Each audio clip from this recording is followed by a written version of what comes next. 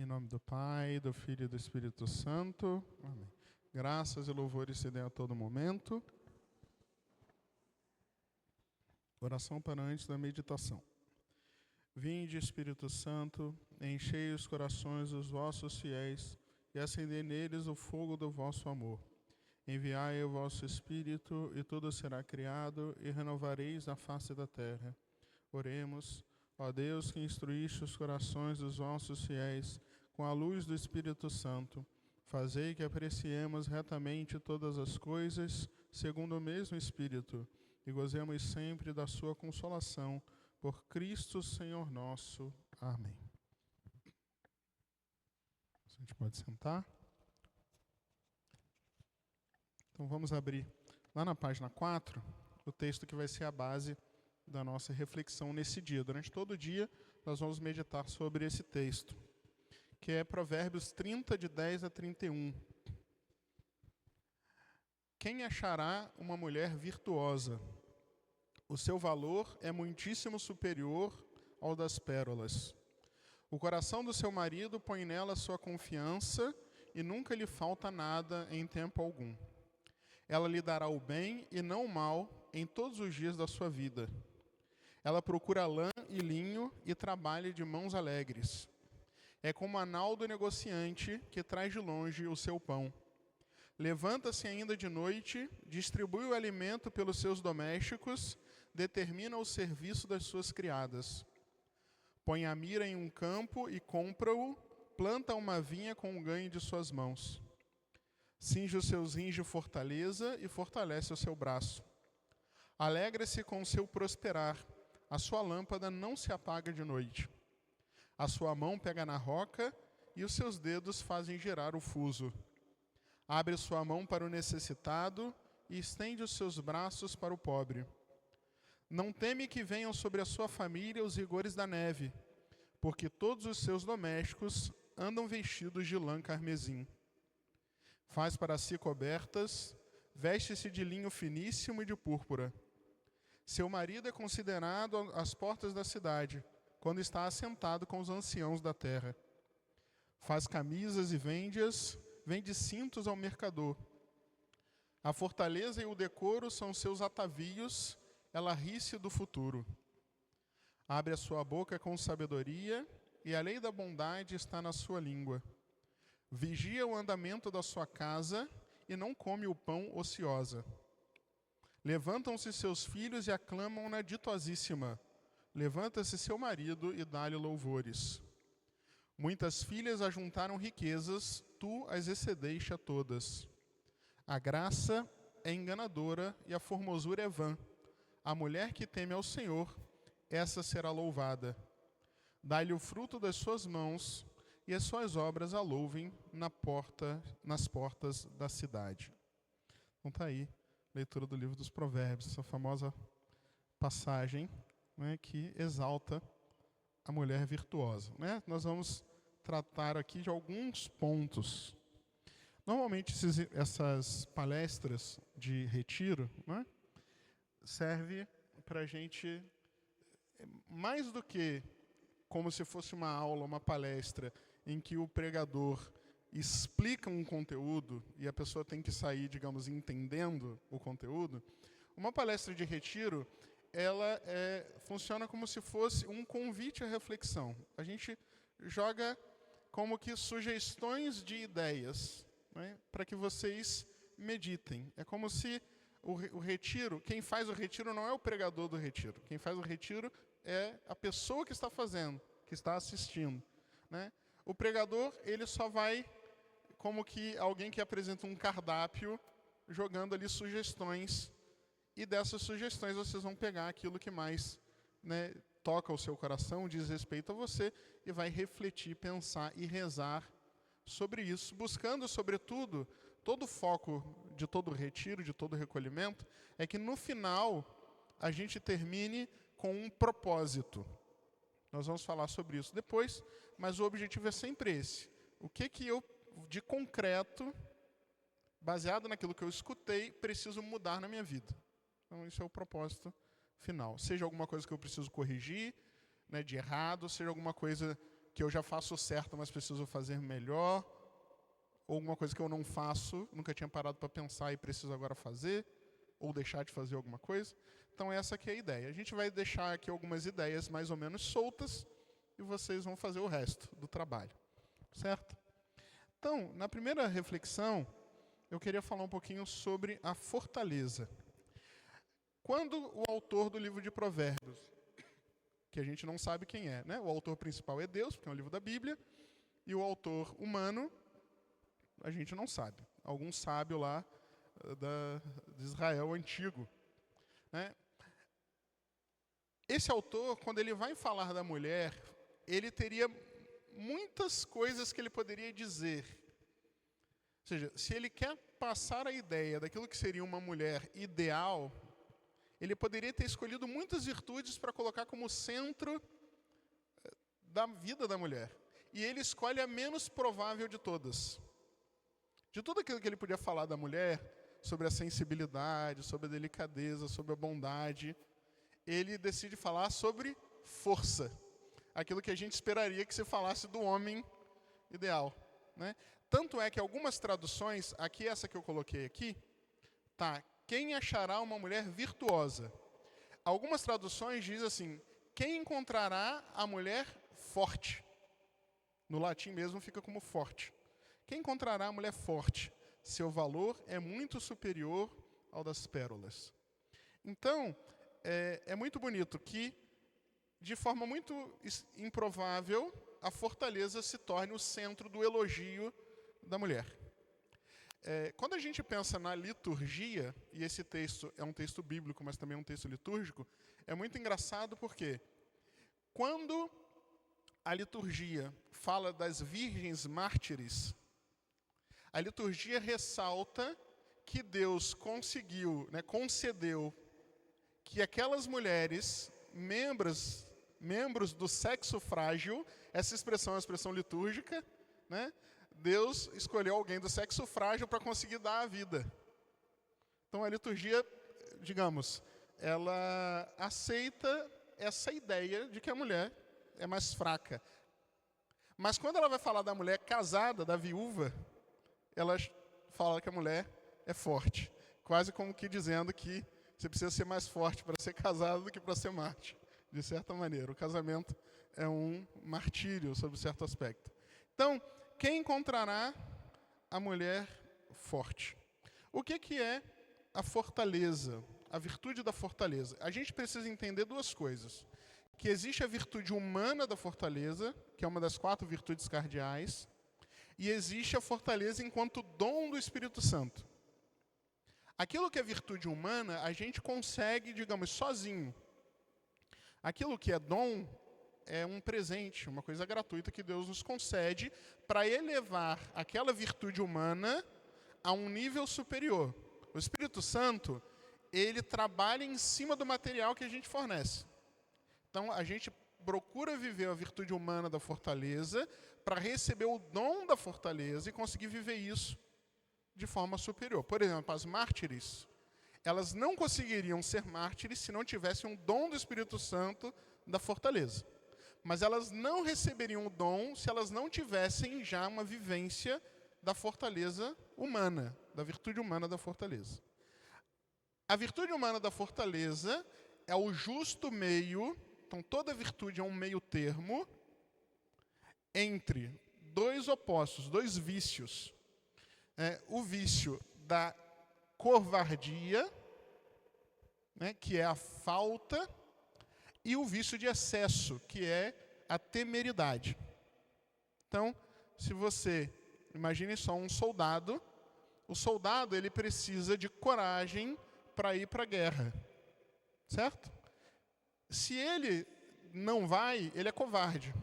Agora, se ele acha que ele vai sozinho enfrentar o exército, ele é temerário, não é virtude isso daí. Então, a fortaleza é essa coragem, né? Esse meio termo entre a covardia e a temeridade, a humana. E o Espírito Santo vem e eleva isso com o seu dom. Nós vemos em vários momentos dessa passagem a virtude da fortaleza. Aqui fala que a mulher forte cinge os rins. Não é isso? Vamos ver aqui onde que está essa passagem. 17. Cinge os seus rins de fortaleza e fortalece o seu braço. Os rins, na linguagem bíblica, significam a vontade. Tá? Tem nada, não é pura e simplesmente nossa ideia de rim como órgão do corpo. Né? O rim, na Bíblia, significa vontade. Então, a vontade da mulher virtuosa está cingida, ou seja, está circundada pela virtude da fortaleza. E ela fortalece também o seu braço. Porque o braço significam as ações, aquilo que a gente faz. A gente não consegue fazer, né, nada de bom, nada de forte, se a nossa vontade não está fortalecida pela virtude. Então, a primeira coisa que a gente tem que pensar é em fortalecer a nossa vontade, criar força de vontade. A gente cria força de vontade fazendo o quê? Mortificando os nossos impulsos, nossos desejos. A mulher, sobretudo em determinadas circunstâncias, tem uma certa graça especial de Deus para ter uma força de vontade normalmente maior que os homens. Basta pensar no que as mulheres conseguem fazer com criança pequena. Ou seja, seu impulso natural não é ficar acordando de madrugada para acudir criança. Né? Mas, mesmo cansada, mesmo sem dormir, vem aquela força de vontade, às vezes inspirada por amor a Deus e a criança, às vezes inspirada só porque, sei lá, você está no automático e está fazendo. Né? Essa questão da maneira como a gente faz as coisas muda muito, mas independente da maneira como a gente faz as coisas, existe na mulher essa, digamos, facilidade não seria a melhor palavra, mas a mulher tem essa força interior, já que Deus deixou, para conseguir superar certas dificuldades. Então, a gente precisa fazer com que a nossa vontade seja circundada pela fortaleza, fazendo com que, em várias circunstâncias da nossa vida, a gente consiga abafar os impulsos, fortalecendo a vontade. Entendam bem, uma coisa, qual que é a diferença da vontade para o desejo ou para os impulsos? É que a vontade ela é sempre racional. Os desejos não. Se eu estou com fome, isso não é vontade de comer. É um desejo irracional, certo? Impulsionado pela minha concupiscência, né? E pela minha fisiologia, que me incomoda para que eu me alimente. O que é vontade? É quando eu paro para pensar e eu calculo, não, agora, sei lá, eu não vou comer porque eu não posso comer isso, ou porque hoje é dia de jejum, ou qualquer coisa assim. Então, a vontade, ela é sempre esse filtro da razão que por cima do desejo dos impulsos. Né? Evidentemente, nenhuma de vocês vive por conta dos seus impulsos. Se vocês vivessem assim, a vida de vocês já estaria completamente caótica. Não é? A gente tem sempre algum controle. Só que a gente precisa, para ser santos, conseguir estabelecer um completo domínio da nossa vontade sobre os nossos impulsos. Isso a gente faz por meio da mortificação. Não é? Quando a gente percebe, e aí isso vale tanto para a concupiscência no sentido da sensualidade, da comida, como também da irascibilidade. E que talvez, no ambiente feminino, seja o principal problema. Né? Então, existem muitas oportunidades na vida de vocês em que vem, fora do seu controle, um impulso de irascibilidade. Principalmente com o marido e com os filhos. Né? Então, você tem que ser capaz de fazer com que a sua vontade se cinja de fortaleza para que você coloque rédea nesses impulsos, né? E isso fortalece o seu braço. Por quê? A partir do momento que você tem essa vontade cingida de fortaleza, você é capaz de agir de acordo com essa vontade. É quando você não está, né? Ou seja, não, eu não estou com a menor paciência para fazer o que eu preciso fazer, para dar atenção para a criança que está chamando naquele momento, mas, como a minha vontade está fortalecida, eu consigo transferir isso para o braço e fazer acontecer o que precisa ser feito. Então, a mulher forte é aquela que faz isso. Ela procura a lã e o linho. Ou seja, o que significa procura a lã e o linho? Número 13. E trabalha de mãos alegres. Sua vontade está de tal maneira fortalecida que ela procura. Procurar é buscar. Ou seja, você não somente acolhe aquelas circunstâncias que chegam sem que você queira, mas você busca também algo mais. Entendam bem, do ponto de vista meramente humano, se vocês cumprirem o básico do básico da obrigação de vocês, já é muita coisa. Só que a gente não quer o básico. Se a gente quisesse o básico, a gente não estava fazendo recolhimento. A gente precisa de mais. Então, ela procura. A gente tem que procurar oportunidades. Com mortificação é assim, não é só aceitar com resignação o que Deus manda, é procurar mais. Com a caridade é assim, não é só aceitar de bom grado as coisas, é procurar mais. E trabalha de mãos alegres. Entendam bem, trabalho, no português a palavra trabalho, ela já adquiriu um sentido um pouco diferente.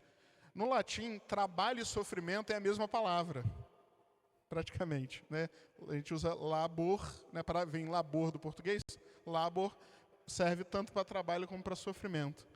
Trabalhar de mãos alegres é quase uma coisa contraditória, porque trabalhar não é uma coisa legal, não é uma coisa alegre, né? Mas a mulher virtuosa trabalha de mãos alegres, ou seja, ela acolhe com alegria o sofrimento que ela precisa cumprir. Levanta-se ainda de noite e não come o pão ociosa. Lá no 27, né, está aqui, vigia o andamento da sua casa. Vigiar significa estar acordada de madrugada. Isso que significa a palavra vigiar. Então, ela vigia o andamento da sua casa e não come o pão ociosa. Não ansiosa, ociosa. Né? O que isso significa? Que a pessoa virtuosa, ela está sempre desperta. Não somente vocês que têm filho pequeno, que estão despertos porque o filho não deixa dormir. Né? Está sempre desperta, ou seja, está sempre atenta. Sempre atenta.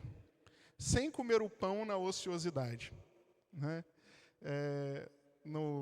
Hoje, provavelmente, é a mesma coisa. No retiro do ano passado, algumas mães falaram que primeira vez na vida, depois de muitos anos, que come em paz. Né? Então, o que significa não come o pão na ociosidade? Significa aquilo que, mesmo quando a gente está cumprindo com aquilo que é o básico da nossa própria necessidade, porque comer é necessidade, mesmo quando eu estou cuidando de mim mesmo, eu não estou ocioso, eu continuo atento, eu continuo. E vocês percebem que a mulher virtuosa, ela está sempre fazendo coisas para os outros, não é? Ela não está pensando em si em nenhum momento. Ela levanta de noite para dar o alimento para os empregados, que os empregados começam a trabalhar cedo. Ela determina o serviço das criadas. Então, ela vai sempre fazendo para os outros. Então, essa é a mortificação e a determinação da mulher virtuosa. Essa passagem que fala que a mulher, no versículo 15, determina o serviço das criadas, é muito bonita também. Por quê? Porque mostra justamente que faz parte da virtude da mulher um caráter de governo, né? De governo da casa. Então, ela sabe o que as pessoas da casa estão fazendo. Ela dirige o que cada um precisa fazer. E Lá no final, desculpa ficar indo e voltando, mas é para dar uma concatenação, para fazer mais sentido. Lá no versículo que fala da neve, versículo 21, não teme que venham sobre a sua família os rigores da neve. Faz parte do bom governo a previdência. Né? Então, eu sei que pode dar um problema no futuro, então faz parte da virtude também esse adiantar-se. Né? O que pode... Né? Isso faz parte da virtude da prudência. Né? O que pode dar errado? O que pode acontecer? Tudo isso faz parte também dessa fortaleza. Né? Por quê? A gente precisa ser forte para conseguir colocar tudo isso em prática. A gente precisa ter essa força interior para fortalecer o braço, ou seja, para fazer ações boas, para procurar a lã e o linho, ou seja, para se adiantar, para ser atenta, para levantar de noite. Para ter essa determinação que é necessária para que a gente cumpra aquilo que a gente precisa cumprir. Eu falei que Santa Rita ia acompanhar a gente nesse recolhimento. Santa Rita de Cássia, ela é uma santa lá do século XIV. Ela nasceu num lugar chamado Rocca Porena, que fica na Itália, na Úmbria, que é uma região central ali da Itália, uma região muito importante, perto de Assis. E ela foi um milagre, porque os pais dela não conseguiam ter filhos, e a mãe dela já, numa certa idade mais avançada, depois de muita oração, recebeu a graça de engravidar. Né? E desde pequena, desde muito cedo, Santa Rita mostrava que era uma pessoa extraordinária. Ela é uma daquelas santas que Deus vai dando dons espirituais, místicos, desde o início, desde bebezinha. Né? Então, ela já é uma pessoa... Deus quer que todo mundo seja santo, mas Deus quer que tenha uns que sejam os santos mais, né, mais potentes do que os outros. Então, ela é uma dessas santas assim, diferenciadas. E, naturalmente, né, com tantos dons, ela, desde pequena, vai se dedicar muito à oração. E, claro, como já é mais ou menos natural, ela vai querer se dedicar totalmente a Deus na vida religiosa. Sobretudo, né, ela vai querer se tornar agostiniana no convento de Cássia, que era uma cidade perto da casa dela. Né? Só que os pais não aceitaram a vocação dela. Os pais dela não eram pessoas ruins, eram pessoas muito boas, pessoas de muita piedade. Só que Deus permitiu que eles ficassem endurecidos com relação à questão da vocação. Então, eles queriam que ela casasse de qualquer maneira. E arrumaram um marido para ela. Naquele tempo, era tudo casamento arranjado. Então, era um homem chamado Fernando. E Santa Rita aceita, com muito sofrimento, aceita aquela ordem dos pais como sendo a vontade de Deus. Ela chora, ela pede aos pais, por favor, não faça isso, mas tem um momento que ela, em oração, entende, não, Deus está querendo que eu faça isso. Então ela vai se casar. Esse marido dela não foi uma boa escolha, aparentemente. Né? Então, era uma pessoa de muita irascibilidade. A gente não tem muitas fontes históricas, mas é possível que ele fosse alguém, inclusive, assim, agressivo com ela. Né? E o que é interessante nessa história? Que Santa Rita, a partir do momento que ela aceita a vontade de Deus e ela vai cumprir o seu papel de esposa, ela vai cumprir com perfeição, mesmo que aquilo seja repugnante para ela. Ou seja, em nenhum momento, ela não é aquela pessoa que, como provavelmente vocês, né, que já casaram, casou como quem está realizando um sonho. Ela casou como quem está vivendo um pesadelo. E toda a vida matrimonial dela foi isso, ou seja, uma tortura, um martírio. Mas em nenhum momento isso serviu como desculpa para que ela fosse uma esposa pior, menos dedicada ao marido, menos dedicada aos filhos. Ela vai ter 2 filhos. Pelo contrário, foi sempre amabilíssima, né? Sempre, claro, de muita oração. Imagine só, uma pessoa que passava o dia rezando, agora tem que dar conta de marido, de filho, de cozinha, de não sei o quê. E ela vai fazer tudo com perfeição, entregando tudo nas mãos de Deus pela conversão do seu marido, que vai se converter, graças às suas orações e graças, sobretudo, ao seu exemplo. Ou seja, ele via que ele era aquele sujeito que é um cara complicado, mas que sabe que é complicado. Então ele sabia que ele não era bom. E ele foi cada vez percebendo que, olha, eu não sou bom, mas ela é. Isso foi mudando o seu coração, né? Até que ele finalmente se converte. E depois que ele se converte, a maioria deve saber a história, ele vai ser assassinado, né? Por causa de problema do passado dele. Então ele vai ser assassinado.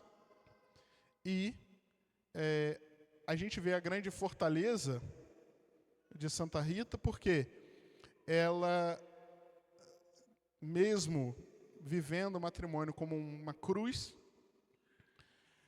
ela sofre muito com a morte dele, sobretudo porque ele tinha acabado de se converter. Então ela, ou seja, finalmente ia ter um pouco de paz na vida, né?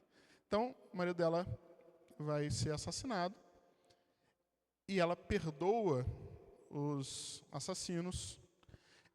Não se sabe ao certo se é lenda ou se não é, mas há quem diga que quando o povo da cidade tentou matar os assassinos, que ela os acolheu em sua casa para que eles não fossem pegos. Ninguém sabe se isso é fato histórico ou não, mas não duvido que ela faria isso, né?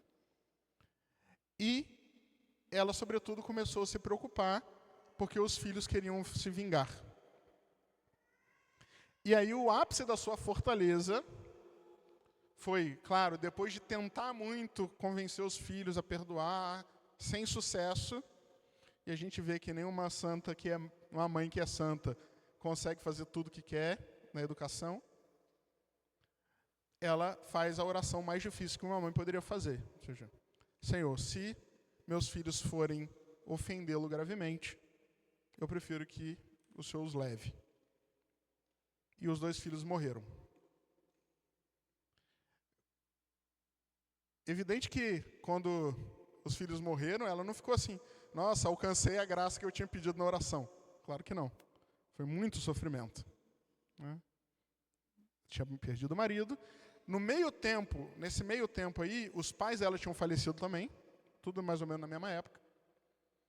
E ela perde também os 2 filhos, com muita tristeza, ao mesmo tempo aliviada, porque seria mais sofrimento para ela se os filhos tivessem vingado o pai.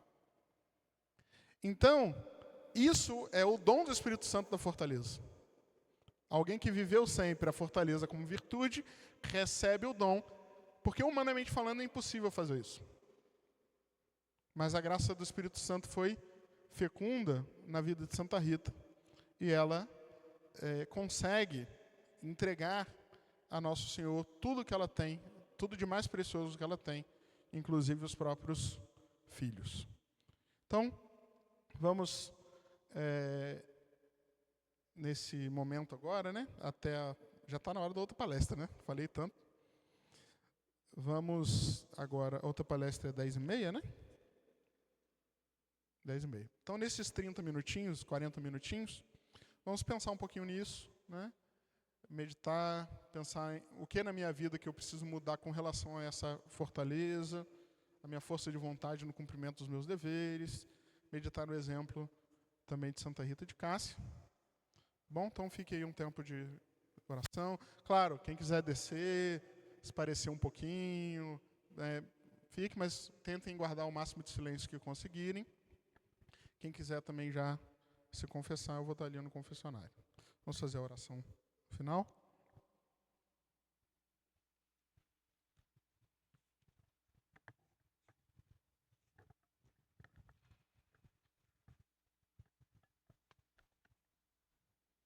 Na página 21, oração para depois da meditação. Lembrai-vos, ó Piíssima Virgem Maria, que nunca se ouviu dizer que algum daqueles que têm recorrido à vossa proteção, implorado a vossa assistência e reclamado o vosso socorro, fosse por vós desamparado. Animado, pois, com igual confiança, a vós, Virgem entre todas singular, como a mãe recorro, de vós me valho, e gemendo sob os pesos dos meus pecados, me prostro a vossos pés. Não rejeiteis as minhas súplicas, ó Mãe do Filho de Deus humanado, dignai-vos de as ouvir propícia, de alcançar o que vos peço. Amém.